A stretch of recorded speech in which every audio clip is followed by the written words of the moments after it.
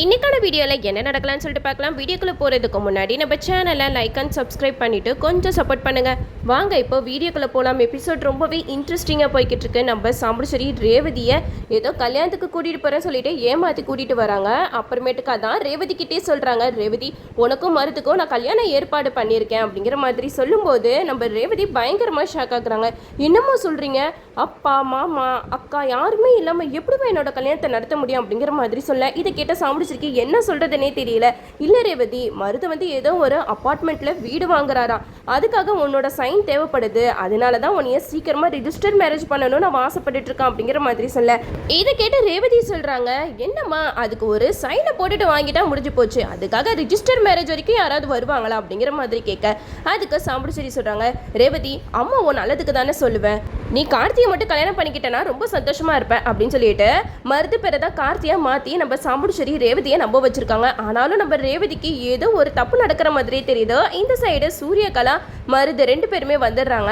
அப்போ நம்ம ரேவதியை உள்ளே கூட்டிகிட்டு போகிறாங்க. இந்த சைடு நம்ம கார்த்தி வந்து ரேவதிக்கு ஃபோன் பண்ணிக்கிட்டே இருக்காங்க. என்ன ரேவதி இன்னும் ஆஃபீஸ்க்கு வரல அப்படின்னு சொல்லிட்டு பார்க்கும்போது ஃபோன் வந்து சுவிட்ச் ஆஃப்னு வருது.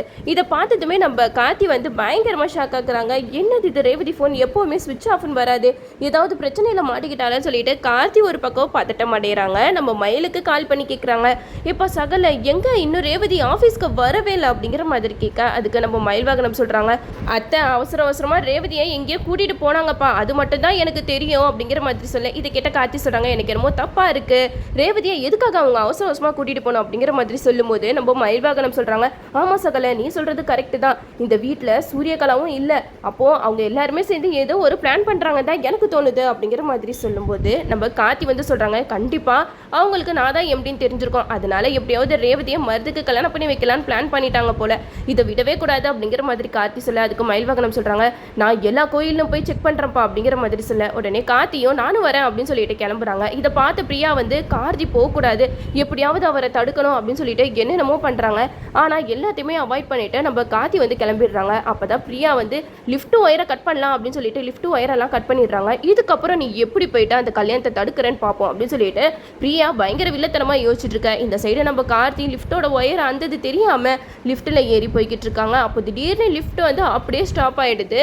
அப்போ பிரியா அதை பார்த்து ரொம்பவே சந்தோஷப்படுறாங்க. சாம்பிடுச்சேரிக்கு கால் பண்ணி சொல்கிறாங்க, மேடம் நீங்கள் சொன்ன மாதிரியே நான் கார்த்தியை ஆஃபீஸை விட்டு போகாத மாதிரி பண்ணிட்டேன், அவர் இப்போ லிஃப்ட்டுக்குள்ளே மாட்டிக்கிட்டாரு அப்படிங்கிற மாதிரி பிரியா சொல்ல இதை கேட்ட சாம்பிடுச்சேரி சொல்கிறாங்க, சூப்பர் பிரியா, அவன் மட்டும் எப்போயுமே வந்துடவே கூடாது, அவன் வந்துட்டானா கண்டிப்பாக என்னால் ரேவதிக்கும் மருதுக்கும் கல்யாணம் பண்ணி வைக்க முடியாது அப்படிங்கிற மாதிரி சொல்ல அதுக்கு பிரியா சொல்கிறாங்க, என்கிட்ட ஒப்படைச்சிட்டிங்களா மேடம், நான் பார்த்துக்கிறேன் அப்படின்னு சொல்ல இந்த சைடு நம்ம கார்த்தி லிஃப்ட்டுக்குள்ளே மாட்டிக்கிட்டு என்ன பண்ணுறதுன்னு தெரியல. அப்போ தான் ராஜாவுக்கு கால் பண்ணுறாங்க, ராஜா லிஃப்ட் வந்து பாதிலே நின்றுச்சு, என்ன எதுன்னு பாரு அப்படின்னு சொல்ல உடனே ராஜா போயிட்டு லிஃப்ட்டை போய் பார்க்குறாங்க. அங்கே பார்த்தா எல்லா ஒயருமே கட் ஆயிருக்கு. அப்போ தான் கார்த்திகிட்ட சொல்கிறாங்க, எப்பா இந்த ஆஃபீஸில் எப்படி லிஃப்ட் ஒயரெல்லாம் கட் ஆச்சு அப்படிங்கிற மாதிரி கேட்க அதுக்கு கார்த்தி சொல்கிறாங்க, எனக்கு என்னமோ இதெல்லாம் யாரோ போட்ட பிளான் தான் தோணுது, சரிப்பா நீ யாரையாவது சீக்கிரமாக ரெடி பண்ணுறதுக்கு ஆளை கூட்டிகிட்டு வா அப்படிங்கிற மாதிரி சொல்ல ராஜாவும் லிஃப்ட்டை ரெடி பண்ணுறதுக்கு ஆளுங்களை கூட்டிகிட்டு வராங்க. கடைசியில் அந்த லிஃப்ட்டை ரெடி பண்ணிவிட்டு அதை ஆப்ரேட்டும் பண்ணிடுறாங்க. நம்ம கார்த்தியும் அழகாக லிஃப்ட்டிலேருந்து வெளியில் வந்து போயிடுறாரு.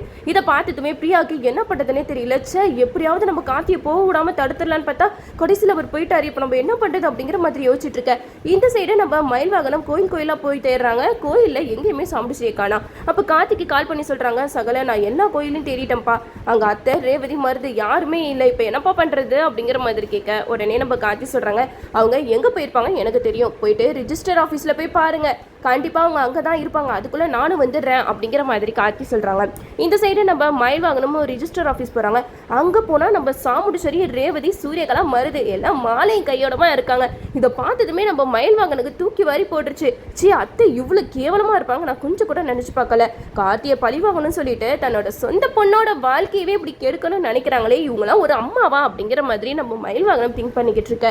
இந்த கல்யாணத்தை எப்படியோ நடத்த விடக்கூடாது அப்படின்னு சொல்லிட்டு அங்கே இருக்கிறவங்க கிட்டலாம் அந்த கல்யாணத்தை நிப்பாட்டுறதுக்கு நம்ம மயில் வாகனமும் சில பல வேலைகள்லாம் பண்ணிக்கிட்டு இருக்காங்க. அப்போ நம்ம சாம்பிடுச்சேரி வந்து என்ன டைம் ஆகுது இன்னுமா மேனேஜர் வரல அப்படிங்கிற மாதிரி கேட்க அதுக்கு அங்கே வேலை பார்க்குறவங்க சொல்கிறாங்க, மேடம் நீங்கள் கொஞ்சம் வெயிட் பண்ணி தான் மேரேஜ் பண்ணணும், நீங்கள் பாதுக்கு வந்தோன்னே எல்லாமே நடக்கணும்னா எப்படி அப்படிங்கிற மாதிரி கேட்க அதுக்கு நம்ம சாம்பிடுச்சேரி சொல்கிறாங்க, அதெல்லாம் எனக்கு தெரியாது, சீக்கிரமாக ரிஜிஸ்டர் மேரேஜை வச்சுக்கணும் அப்படின்னு சொல்லிக்கிட்டு இருக்கும்போது நம்ம ரேவதிக்கு சந்தேகம் வருது, எதுக்காக அம்மா இவ்வளோ அவசரப்படுறாங்க, அது மட்டும் இல்லாமல் மருது கூட தாத்தா பாட்டியும் வந்திருக்க வேண்டியதானே, எதுக்காக அவங்க வரல அப்படின்னு சொல்லிட்டு நம்ம சாம்புஸ்ரீ கிட்ட கேட்குறாங்க.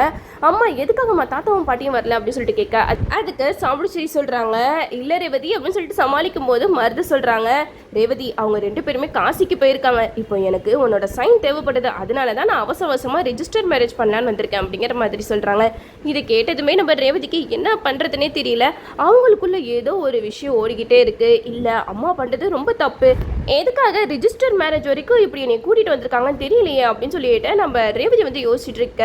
இந்த சைடு நம்ம மயில் வாகனம் வந்து சாம்புஸ்ரீக்கு என்னதான் பண்ணுறாங்க அப்படின்னு சொல்லிட்டு நோட் பண்ணிக்கிட்டு இருக்காங்க. நம்ம கார்த்தி கரெக்டாக வந்துடுறாங்க.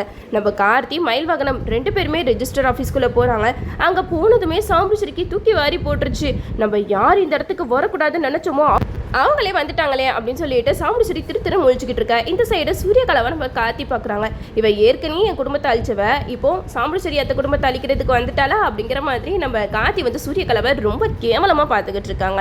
அப்போ தான் சாம்புஸ்ரீ வந்து ரேவதி கிட்ட சொல்கிறாங்க, ரேவதி எதுக்காக உன்னோட எம்டி இங்கே வந்தாங்க அப்படிங்கிற மாதிரி கேட்க, அதுக்கு ரேவதி சொல்கிறாங்க, நான் எதுவுமே சொல்லலமா, அவர் எப்படி வந்தாருன்னே எனக்கு தெரியல அப்படிங்கிற மாதிரி சொல்லிக்கிட்டு இருக்கும்போது நம்ம கார்த்தி சொல்கிறாங்க, என்ன ரேவதி உங்களுக்கு இன்னைக்கு மேரேஜ் ஆமே, ஒரு வார்த்தை என்கிட்ட சொல்லியிருந்தா நானும் வந்திருப்பேன்ல அப்படின்னு சொல்லிட்டு கேட்க, அதுக்கு ரேவதி சொல்கிறாங்க, இல்லை சார் எனக்கே தெரியல, எங்கள் அம்மா தான் திடுதுப்புன்னு ரிஜிஸ்டர் மேரேஜ் பண்ணுறதுக்கு கூட்டிகிட்டு வந்துட்டாங்க அப்படிங்கிற மாதிரி சொல்ல, உடனே மயில் வாகனம் வந்து சாம்புஸ்ரீ கிட்ட சொல்கிறாங்க, அத்தை உங்ககிட்ட நான் கொஞ்சம் தனியாக பேசணும் வரீங்களா அப்படின்னு சொல்லிட்டு கூப்பிட்றாங்க. அப்போ சாம்புஸ்ரீயும் போகிறாங்க. மயில் வாகனம் சாம்புஸ்ரீயை கேட்காத கேள்வி கேட்குறாங்க, என்னத்தை நீங்கள் இப்படிலாம் பண்ணுவீங்க, நான் கொஞ்சம் கூட எதிர்பார்க்கவே இல்லை, ரேவதிக்கு டைவர்ஸ் கேஸ் தானே போய்கிட்டு இருக்கு, அதே மீறி நீங்கள் எப்படி ரேவதிக்கு கல்யாணம் பண்ணி வைக்க முடியும், இப்படி நீங்கள் கல்யாணம் பண்ணி வச்சிங்கன்னா கடைசியில் உங்கள் பேர் ரொம்ப டேமேஜ் ஆயிரும் அப்படிங்கிற மாதிரி சொல்ல, இதை கேட்ட சாம்புஸ்ரீ சொல்கிறாங்க, இங்கே பாருங்க மாப்பிள்ள, நான் முடிவெடுத்தது தான், ரேவதிக்கும் மருதுக்கும் நான் கல்யாணம் தான் பண்ணி வைக்க போகிறேன் அப்படிங்கிற மாதிரி சொல்ல, அதுக்கு மயில் வாகனம் சொல்கிறாங்க, அத்தை இனி நீங்கள் பேச வைக்காதீங்க, ரேவதிக்கு நீங்கள் பண்ணுறது பச்சை துரோகம், மருது தான் கார்த்தின்னு சொல்லிட்டு ரேவதியை நம்ப வச்சு இப்போ ரேவதியை கல்யாணத்துக்கு ஒத்துக்க வச்சிருக்கீங்க, நாளை பின்ன மருது கார்த்தி இல்லை அப்படிங்கிற விஷயம் நம்ம ரேவதிக்கு தெரிய வந்தா அவன் எவ்வளோ கஷ்டப்படுவா, கொஞ்சமாவது யோசிச்சு பாருங்க, ரேவதி எவ்வளோ ஆசாசியாக கார்த்தி கூட வாழணும்னு சொல்லிட்டு பல கனவுகளோட இருந்தா, அந்த கனவெல்லாம் கலைக்கிறதுக்கு உங்களுக்கு எப்படி அந்த மனசு வருது அப்படிங்கிற மாதிரி கேட்க, அதுக்கு சாம்புஸ்ரீ சொல்கிறாங்க, என்னதான் இருந்தாலும் அந்த கார்த்தியை என்னோட வீட்டு மாப்பிள்ளையே ஆக முடியாது அப்படிங்கிற மாதிரி சொல்லும் போது நம்ம மயில் வாகனம் சொல்கிறாங்க, எனக்கு 5 நிமிஷம் ஆகாது, ரேவதி கிட்ட போயிட்டு, ரேவதி நீ யாரை கார்த்தி நினச்சிட்டு இருக்கியோ அவன் கார்த்தி கிடையாது, அவன் மருது அப்படின்னு சொல்கிறதுக்கு எனக்கு எவ்வளோ நேரம் ஆயிடப்போகுது, ஆனால் நீங்கள் அதை கூட புரிஞ்சிக்காம இப்படியெல்லாம் பண்ணிக்கிட்டு இருக்கீங்க, என்ன கேட்குறதுக்கு ஆள் இல்லைன்னு ரொம்ப பண்ணுறீங்களா அப்படிங்கிற மாதிரி நம்ம மயில் வாகனம் சாம்புஸ்ரீயை செம்மையாக கேள்வி கேட்குறாங்கன்னே சொல்லலாம். இந்த சைடு நம்ம கார்த்தி வந்து சாம்புஸ்ரீ கிட்ட சொல்கிறாங்க, அத்தை இப்போ கூட உங்கள் மேலே எனக்கு மரியாதை இருக்குது, தயவு செஞ்சு நீங்கள் இந்த மாதிரியெல்லாம் தப்பு பண்ணாதீங்க, இதுக்கு மேலேயும் நீங்கள் ஏதாவது பண்ணீங்க அப்புறம் நான் சும்மா இருக்க மாட்டேன், ஏன் பொண்டாட்டி ரேவதி எங்கள் 2 பேருக்குமே கல்யாணம் ஆன ஆதாரங்கள்லாம் நிறையா இருக்குது, அதையும் மீறி நீங்கள் ரேவதிக்கு மருதை கல்யாணம் பண்ணி வைக்கணும்னு நினச்சிங்க, அப்புறம் நான் என்ன பண்ணுவேனே தெரியாது, நான் எந்த எல்லைக்குமே போவேன் அப்படின்னு சொல்லிட்டு நம்ம கார்த்தி சொல்ல, இதை கேட்ட சாம்புஸ்ரீ சொல்கிறாங்க, என்ன டிரைவர் மிரட்டியா அப்படின்னு சொல்லிட்டு கேட்க, அதுக்கு நம்ம கார்த்தி சொல்கிறாங்க, நான் இன்னும் மிரட்டலை, நான் உண்மையை தான் சொல்கிறேன், ரேவதி பழசெல்லாம் மறந்துட்டா அப்படிங்கிற ஒரு காரணத்தை வச்சு ரேவதிக்கு இப்படி கல்யாணம் பண்ண வைக்க நினைக்கிறீங்களே, நீங்கள்லாம் என்ன ஆளுங்களோ அப்படிங்கிற மாதிரி நம்ம கார்த்தி வந்து செம்மையாக கேள்வி கேட்குறாங்க. இதுக்கப்புறமும் நம்ம சாம்புஸ்ரீ வந்து ரேவதிக்கு கல்யாணம் பண்ணி வைப்பாங்களா, அதையும் மீறி கல்யாணம் பண்ணி வச்சா நம்ம கார்த்தி மயில் 2 பேரும் சும்மா இருக்க மாட்டாங்க. இதுக்கப்புறம் கதைக்களத்தை எப்படி கொண்டு போறாங்க சொல்லிட்டு நம்மளும் வெயிட் பண்ணி பார்ப்போம். ஓகே வியூவர்ஸ், இந்த வீடியோ உங்களுக்கு பிடிச்சிருந்தா லைக் பண்ணுங்க, மறக்காம நம்ம சேனலை சப்ஸ்கிரைப் பண்ணிருங்க.